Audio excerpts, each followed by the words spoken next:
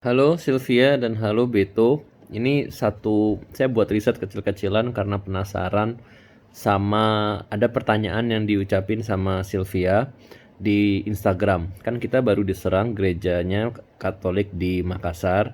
Pertanyaannya, kenapa sih yang suka suicide bombing itu cuman orang Islam? Kenapa nggak ada orang Kristen yang suka suicide bombing? Kenapa tidak ada orang Hindu atau orang Buddha yang suka suicide bombing? Kenapa cuma Islam gitu, atau nggak, bahkan nggak ada ateis yang suka suicide bombing? Saya penasaran, lalu akhirnya iseng-iseng buka aja Wikipedia gitu. Jadi di depan saya ini ada Wikipedia. Jadi ini data-datanya cukup menarik ya. Kita nggak usah bicara teori dulu atau apa isi dari ajaran-ajarannya, tapi kita bicara tentang statistik aja. Jadi yang namanya serangan bunuh diri itu sudah umum, jamak di belahan dunia manapun. Di India tahun 1780 ada seorang wanita bernama Kuyili yang dia memberikan semua tubuhnya dengan minyak, membakar dirinya sendiri, lalu masuk ke dalam gudang senjatanya East India Company milik Inggris. Kemudian itu serangan bunuh diri itu menjadi salah satu alasan mereka bisa menang perang. Di Aceh juga ada serangan bunuh diri sampai orang Belanda menjulukinya Aceh Mort, Aceh gila gitu, karena mereka perang itu demikian ganasnya, mereka serangannya seperti suicide attack. Jadi di mana-mana ada, di Rusia ada, di Cina ada, tentu yang paling terkenal kamikaze Jepang. Kamikaze Jepang itu sangat terkenal ceritanya karena pesawat yang dipakai untuk kamikaze itu adalah pesawat yang bisa lepas landas tapi tidak bisa mendarat. Jadi memang diciptakan untuk terbang dan untuk mati. Kemudian yang kedua, kamikaze itu hanya boleh dilakukan oleh orang Jepang. Jadi banyak orang Korea yang juga akhirnya enlisted di dalam angkatan bersenjata Jepang atau orang dari bangsa-bangsa lain yang ditaklukkan. Tapi kamikaze itu hanya boleh dilakukan oleh orang Jepang. Jadi cukup menarik. Orang Jerman juga ada di waktu perang Korea juga terjadi. Jadi ini adalah sesuatu yang cukup menarik ternyata cukup banyak terjadi, tapi sebagian besar itu konteksnya militer. Jadi memang ada perang yang mendahului dan di sanalah mereka itu melakukan serangan bunuh diri. Nah, kemudian menariknya kalau kita lihat datanya, itu data sampai tahun 1980.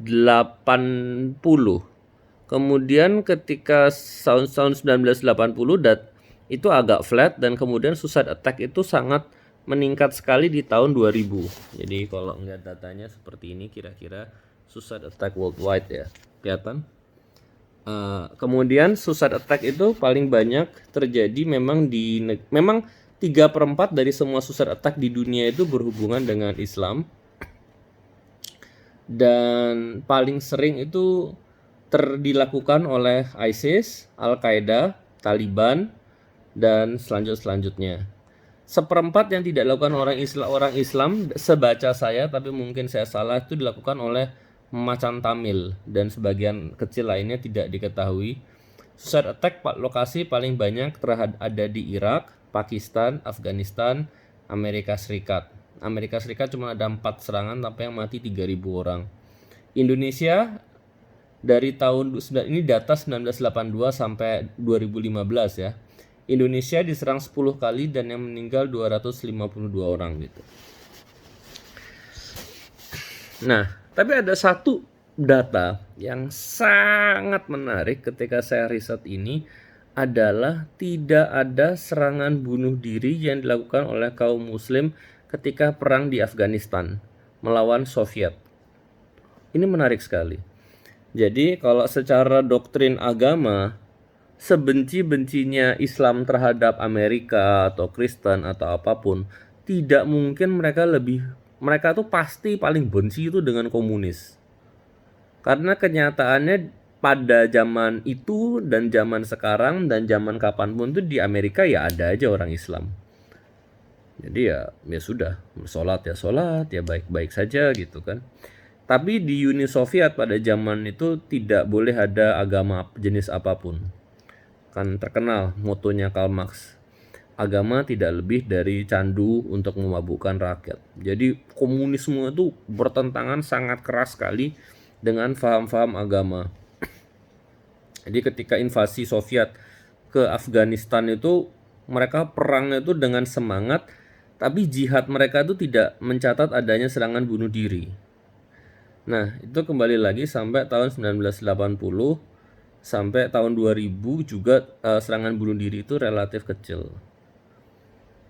Jadi kalau kita simpulkan, ada sesuatu yang menarik yang terjadi dari tahun 2000 ke atas. Karena sebelum tahun 2000 serangan bunuh diri muslim itu sedikit sekali. Bahkan ketika Afghanistan diserbu dan Mujahidin dan Al-Qaeda berdiri, juga tidak ada serangan bunuh diri yang dilakukan terhadap Uni Soviet. Ini membuktikan kalau serangan bunuh diri yang dilakukan oleh Islam itu tidak natural.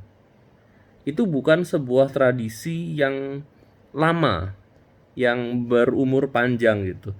Jadi contohnya tradisi yang lama itu kan tradisi bunuh diri di Jepang. Memang katanya ada perubahan makna. Dulu orang bunuh diri itu dipaksa gitu loh. Tapi karena propaganda katanya orang bunuh diri itu karena keinginan sendiri. Tapi memang dari zaman dahulu kalau kita buka sejarahnya itu mereka sudah ratusan tahun ada ritual seppuku harakiri, itu sudah ada ratusan tahun. Itu adalah sebuah tradisi yang berumur panjang sekali. Dan sampai sekarang juga angka bunuh diri di Jepang juga relatif tinggi. Jadi itu sebuah tradisi yang ada glorifikasi terhadap bunuh diri yang berumur ratusan tahun.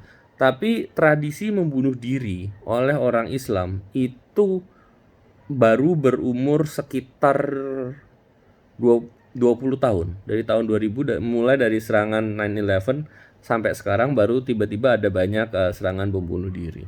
Ini menarik loh, kok bisa gitu. Nah, kalau itu kan kita bicara data, sekarang kita bicara teori konspirasi. Tentu tidak bisa dibuktikan sampai kapanpun. Kalau teori saya, ya kerjaan CIA. Karena kan tidak tidak masuk akal kan. Kayak tiba-tiba kok ada something yang baru. Jadi kan tahun 1980 ketika Afghanistan diserang oleh Soviet, itu Amerika itu membantu Afghanistan besar-besaran dengan senyum yang sangat lebar untuk membalas bantuan Soviet terhadap Vietnam. Jadi Amerika tuh memberikan bantuan besar-besaran terhadap mujahidin-mujahidin di Afghanistan. Tentunya tidak hanya bantuan senjata, tapi juga bantuan-bantuan intelijen dan lain sebagainya. Saya pikir ini teori aja. Pada saat itulah CIA itu mulai bersentuhan dan mulai berpikir kalau wah Islam ini bisa dipakai gitu.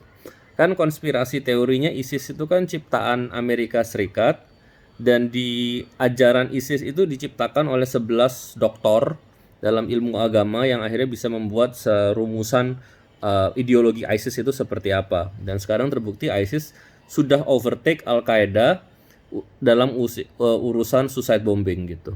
Jadi kalau tebakan saya, ini semua urusan CIA atau urusan Amerika, mereka yang membuat doktrinisasi sehingga ada serangan teroris attack. Entah apa gunanya. Kalau 9/11 saya nggak mau sentuh ya, untuk serangan terhadap World Trade Center saya angkat tangan. Tapi kan serangan ke Pentagonnya kan kontroversial sekali kan.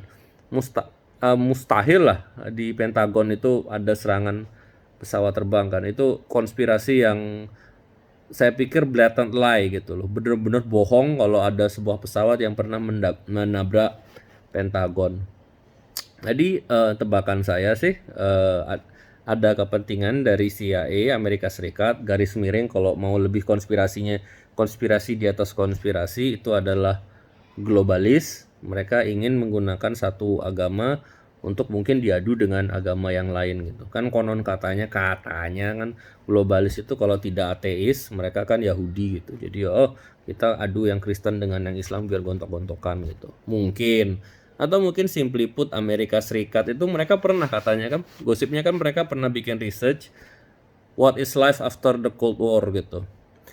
Jadi setelah Cold War berakhir itu harus diciptakan perang-perang baru. Karena perang itu memicu kreativitas manusia dalam menciptakan teknologi, memacu ekonomi, dan lain sebagainya. Jadi ada kepentingan untuk menciptakan musuh supaya itu kan sama kayak teorinya kayak vaksin kan. Tubuh kita tuh harus selalu dikasih virus supaya antibodi kita kuat dan metabolisme kita membaik gitu.